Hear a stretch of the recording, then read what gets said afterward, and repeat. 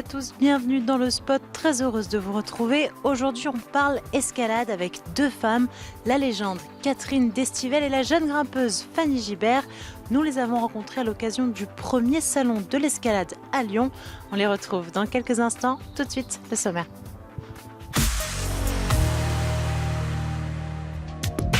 À l'aube de la première Olympiade pour l'escalade, un premier salon, il y a quelques semaines, amateurs et professionnels se sont réunis au cœur de la ville de Lyon pour le premier salon entièrement dédié à l'escalade. En falaise ou en salle à l'autre bout du monde ou au coin de la rue, en loisir ou à haut niveau, quelle que soit la pratique, il y a désormais un rendez-vous pour tous dans l'Hexagone. Le premier salon de l'escalade a tenu toutes ses promesses, une belle occasion pour nous de rencontrer une légende de la discipline, Catherine Destivelle, marraine de cette première édition. Quelques années d'écart, une autre pratique, une même passion. Nous avons aussi retrouvé Fanny Gibert. On les retrouve dans quelques instants, mais avant ça, retour sur un des festivals qui a marqué cet automne. Le Winter Film Festival était de retour à Bourg-Saint-Maurice. Tout de suite, les news et l'agenda.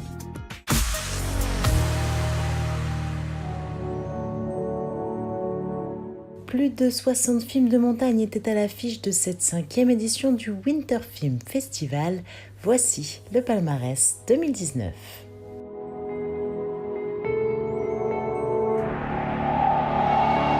Le coup de cœur du jury revient au film des parapentistes Damien Lacaze et Antoine Girard, Lost in Karakorum. Le prix du meilleur documentaire a été attribué au film Changabang et les miroirs d'une répétition avec le groupe militaire de haute montagne.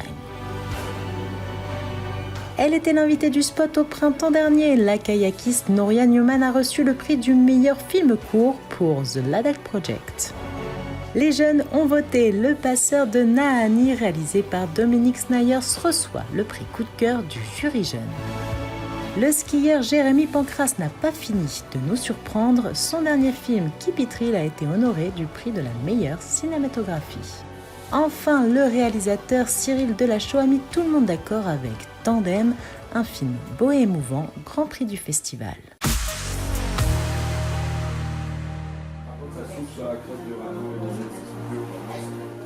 L'hiver arrive à grands pas. Le 14 décembre prochain, vous avez rendez-vous dans les Hautes-Alpes pour l'événement Première Neige au Lotaret. Un rassemblement de ski de rando pour découvrir la pratique ou se perfectionner à travers des ateliers thématiques pour évoluer en sécurité, nivologie, DVA, évolution en terrain technique, utilisation du matériel ou encore cartographie.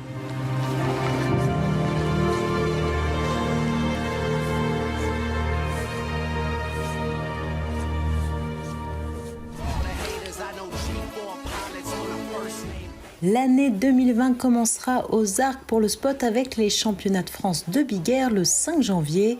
La compétition à suivre en live sur votre chaîne Trek, suivie d'un numéro spécial du spot en direct.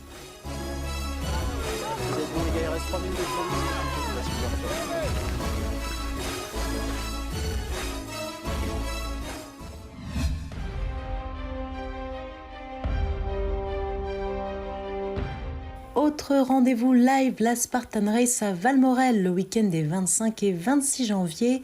La course à obstacles revient pour la 5e fois dans la station savoyarde. À cette occasion, le spot sera en live le dimanche 26 janvier.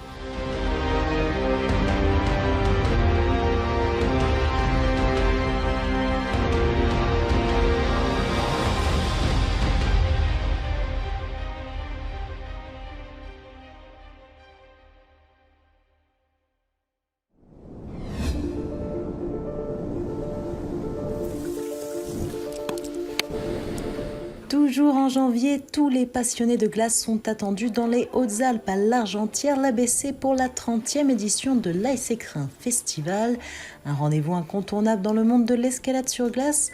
Un beau programme en prévision pour cette édition anniversaire. Le spot sera sur place pour vous faire découvrir toutes les facettes de la glace.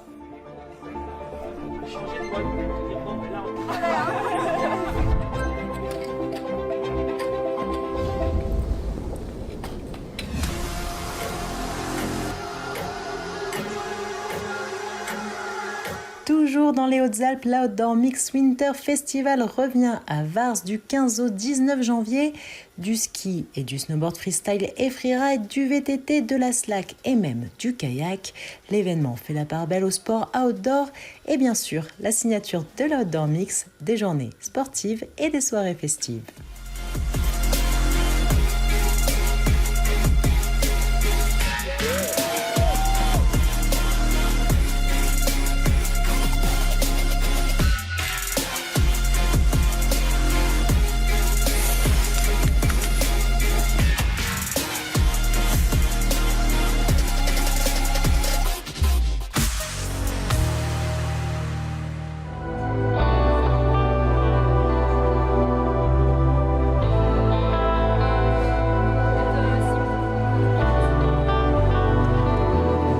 Catherine, bonjour. Bonjour. Merci d'être avec nous. C'est un honneur. De Fontainebleau à l'Himalaya, en passant par l'Eiger, vous avez marqué l'histoire de l'escalade et de l'alpinisme. Quel regard vous avez sur votre parcours et vos pratiques ? Le regard que j'en ai sur mon parcours, je n'ai pas un regard particulier. J'ai fait du chemin. Maintenant, me voilà devenue éditrice, encore une autre période. En fait, je m'aperçois avec le recul que j'ai toujours fait des périodes. J'étais kiné pendant 5 ans, après j'ai fait de la compétition pendant 5 ans, après j'ai fait de la montagne pendant un peu plus, et à chaque fois ça a été de cette façon-là et à fond, jamais à moitié. Du coup, en fait, c'est les éditions qui m'ont permis de constater que je suis toujours à fond quand je me lance dans quelque chose. Et que je suis capable de travailler beaucoup pour y arriver.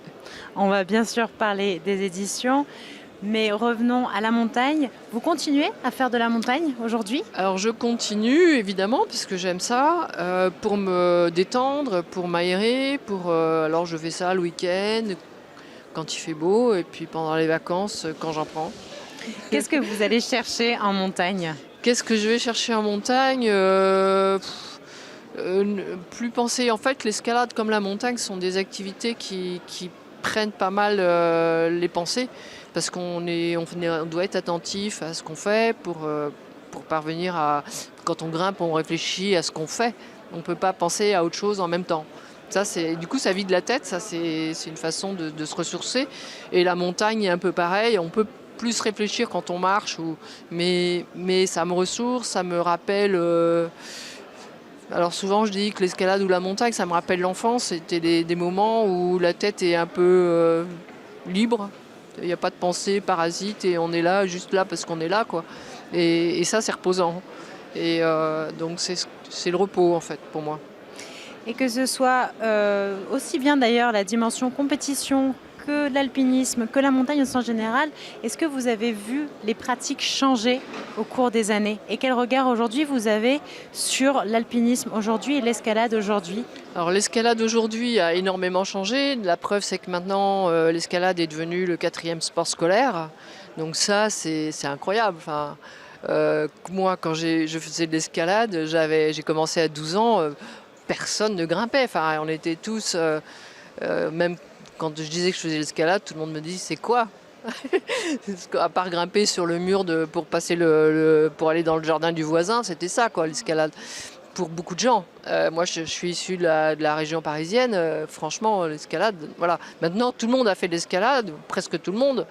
Tous les jeunes, en tout cas, ont touché une structure et ça a changé. Ça a changé au niveau du coup de la pratique. Il y a beaucoup de salles qui sont créées et puis il y a des compétitions qui sont organisées et puis il y a les Jeux Olympiques là qui arrivent, donc c'est génial. Est-ce que vous imaginiez, vous, quand vous avez commencé l'escalade, qu'un jour ce sport deviendrait olympique ? Mais jamais une seconde. D'ailleurs, quand j'ai commencé l'escalade, il n'y avait même pas de compétition. Donc, et puis, bon, il y en a eu. Et puis quand j'en ai fait, c'était un peu confidentiel, quoi. Puis maintenant, c'est devenu une vraie discipline olympique. Et voilà, ça, c'est énorme comme progression.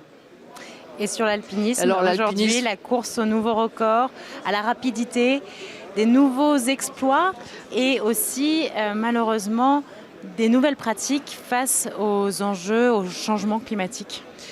Oui, alors l'alpinisme, je dirais, ça a moins changé que l'escalade. L'alpinisme, toutes les générations ont trouvé une façon de s'exprimer. Donc à chaque fois de façon différente. Voilà, ça a toujours été comme ça. Du coup, je vois moins les choses évoluer de cette façon.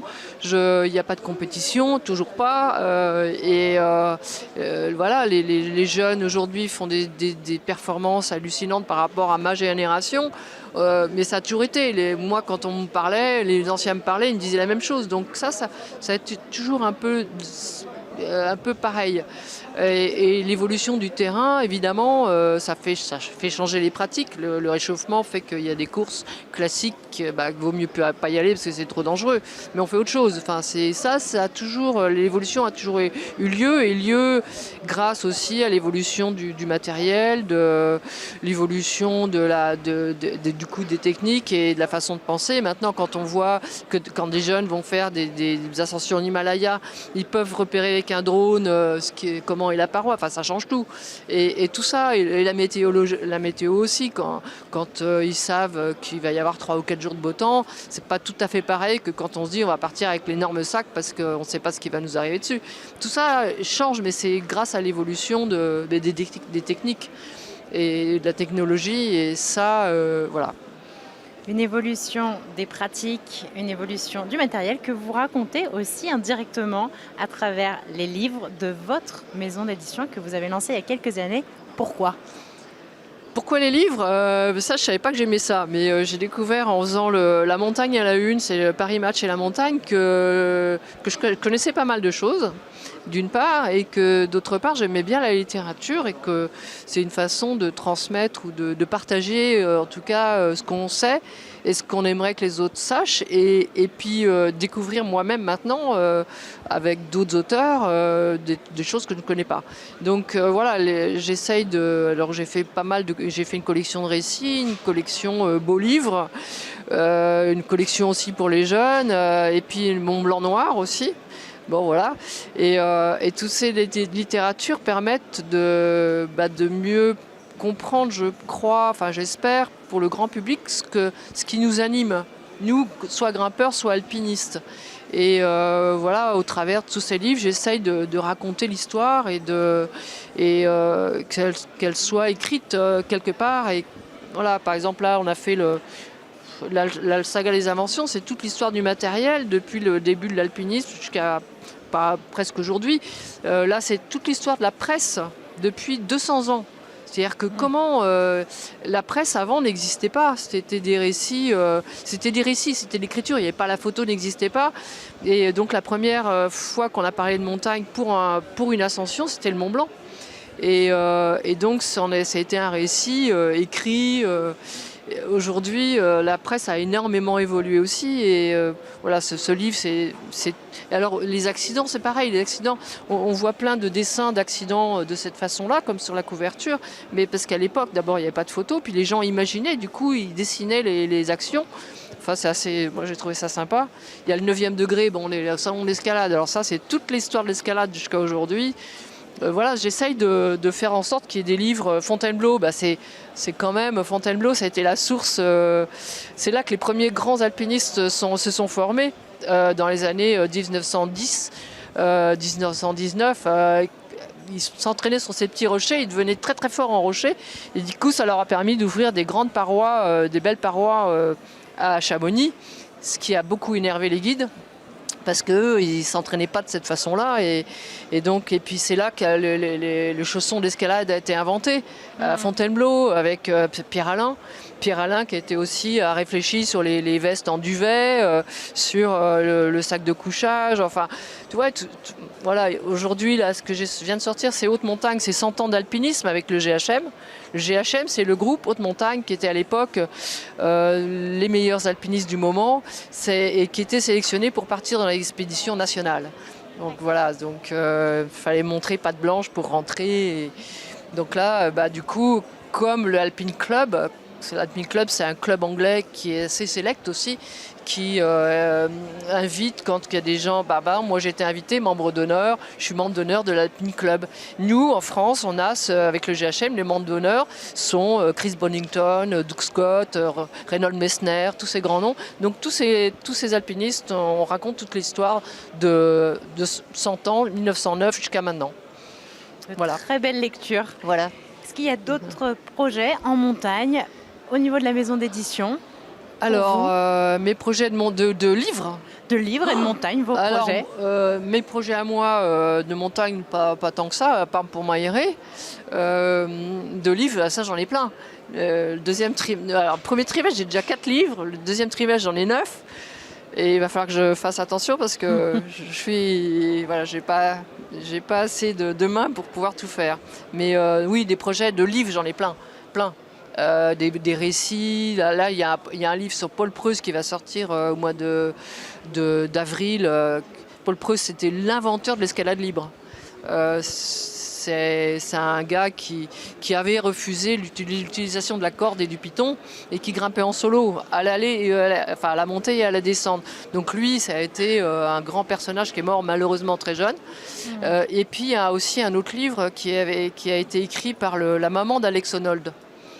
Oui. Et qui sort au printemps, pareil, qui raconte un peu Alex, mais aussi sa vie à elle et la façon dont elle a rebondi par rapport à sa vie, son mariage un peu difficile et puis l'éducation de ses enfants. Voilà, donc ça c'est des beaux livres qui sont à venir. Des belles histoires à venir. Ouais. Merci beaucoup Catherine d'avoir été avec nous. Merci à vous. Bonne continuation.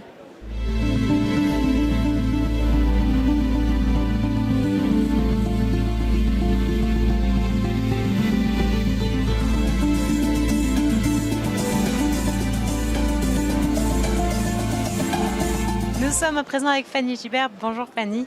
Bonjour. Merci d'être avec nous. On est ravis de te retrouver. La dernière fois, c'était il y a plus d'1 an à Innsbruck, en Autriche, pour les championnats du monde. Comment est-ce que ça va depuis ? Eh bien, ça va bien. Il s'en est passé des choses depuis 1 an. Et puis, sacrée année, l'année 2019, du coup. Une année avant l'entrée de l'escalade aux Jeux Olympiques. Justement, est-ce que tu peux nous en dire plus ? Est-ce que c'est une année comme les autres, toi, dans ta saison de Coupe du Monde, ou est-ce qu'on travaille autrement, on pense autrement, on s'entraîne autrement et on organise sa saison différemment ?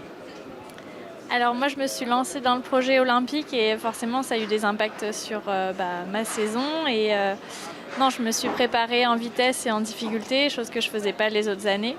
Mais il y a eu toute la saison de bloc au début de l'année et j'ai pu m'exprimer à fond et j'ai fait ma meilleure saison depuis toujours en bloc. Et après, derrière, en vitesse, c'est correct par rapport à mon niveau et en diff, j'ai fait une super saison aussi par rapport à ce que je pensais pouvoir faire. Et du coup, je finis l'année 7e du classement international de combiné. Donc les championnats du monde ne se sont pas super bien passés pour moi, mais je vais aller à Toulouse dans 2 semaines. Donc c'est la deuxième opportunité de prendre une place pour les JO. Donc ça va être gros objectif et gros enjeux. Un gros objectif, un gros rendez-vous. Est-ce que tu peux justement nous en parler de ce rendez-vous de Toulouse par rapport à la qualification olympique pour vous les grimpeurs ? Alors du coup, pour accéder à Toulouse, il fallait déjà être dans le top 20 international de combiné. Donc il fallait aller faire toutes les Coupes du Monde comme je l'ai fait. Et ensuite, sur les 20 qui seront à Toulouse, il y aura seulement 6 personnes qualifiées pour les Jeux. Donc là, grosse baston encore. C'est la dernière ligne droite. C'est Toulouse. Et on te souhaite d'être qualifié à Toulouse, mais si jamais un grimpeur n'est pas qualifié à Toulouse, il voit ses chances de Jeux Olympiques s'éloigner, disparaître. Alors c'est vraiment très compliqué, mais en résumant, en gros, il n'y a que 2 places par pays, donc s'il y a 2 Françaises qui se qualifient à Toulouse, c'est fini. Mais s'il n'y en a qu'une, peut-être qu'il y a encore une chance, il y a une place qui restera à prendre sur les championnats d'Europe 2020. Donc voilà, mais a priori, c'est plutôt Toulouse ou rien, quoi. Et d'ici à ce rendez-vous de Toulouse, donc dans 2 semaines à l'heure où l'on parle, quel est ton programme? Comment est-ce que tu vas t'entraîner avec le reste de l'équipe de France? Alors là, les derniers ajustements, il n'y aura plus de regroupement équipe de France. Chacun finit sa préparation. Je vais essayer de rester tranquille chez moi et de finir les dernières préparatives, bien faire attention au repos. Donc là, je suis sur le salon, c'est pas forcément le plus optimal, mais c'est quand même important aussi de venir rencontrer les sponsors et de leur renvoyer un peu l'ascenseur parce que ils nous aident quand même tout au long de l'année. Mais voilà, là, c'est les derniers petits ajustements, bien dormir, bien manger, tout à fond. Et puis voilà, 2 semaines, ça va passer super vite. Je rebondis un petit mot sur ce salon. On était avec Catherine Destivelle tout à l'heure. On parlait des Jeux Olympiques, de est-ce qu'elle imaginait avoir, quand elle a commencé l'escalade aux Jeux Olympiques. On t'avait, je crois, aussi posé la question en Autriche. Je te la repose. Qu'est-ce que ça représente dans une vie de grimpeuse de peut-être aller défendre son pays aux Jeux Olympiques et ce premier salon de l'escalade aussi au cœur d'une ville telle que Lyon? Alors moi, c'est super cool de revenir à Lyon parce que c'est là où j'ai fait mes études, le double mix. Je suis passée devant tous les jours pendant 6 ans. Donc c'est assez cool. Et savoir que c'est le premier salon de l'escalade et qui se passe à Lyon, c'est assez sympa. Et pour les JO, c'est un accomplissement assez incroyable. C'est quelque chose qui marque un peu l'histoire, les premiers JO d'escalade. Et me dire que j'ai l'opportunité d'y être et d'en faire partie, c'est assez incroyable. Merci beaucoup Fanny, on te souhaite le meilleur pour la suite et on va regarder quelques images de ce premier salon de l'escalade. Merci.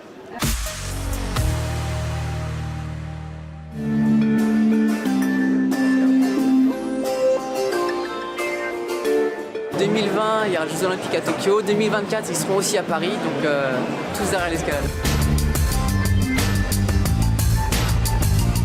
À moins d'1 an de l'entrée de l'escalade au JO de Tokyo, le premier salon de l'escalade à Lyon a tenu toutes ses promesses. De nombreux sportifs et professionnels étaient au rendez-vous, à l'instar de Romain Desgranges, Catherine Destivelle et Fanny Gibert ou encore Bassam Ayouem, premier grimpeur qualifié pour les Jeux.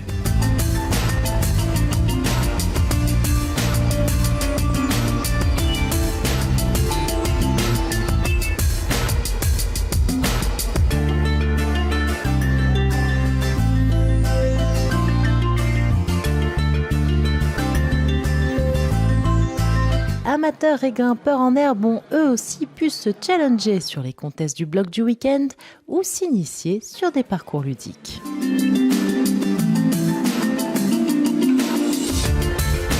Un salon rythmé aussi par de nombreuses rencontres et échanges autour de l'avenir de l'escalade.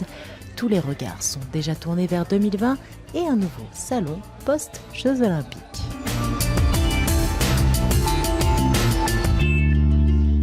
C'était le premier salon de l'escalade à Lyon. Un grand merci à nos invités Catherine Destivelle et Fanny Gibert. Merci à vous tous de nous avoir suivis. Rendez-vous la semaine prochaine pour un nouveau numéro du Spot. À très vite.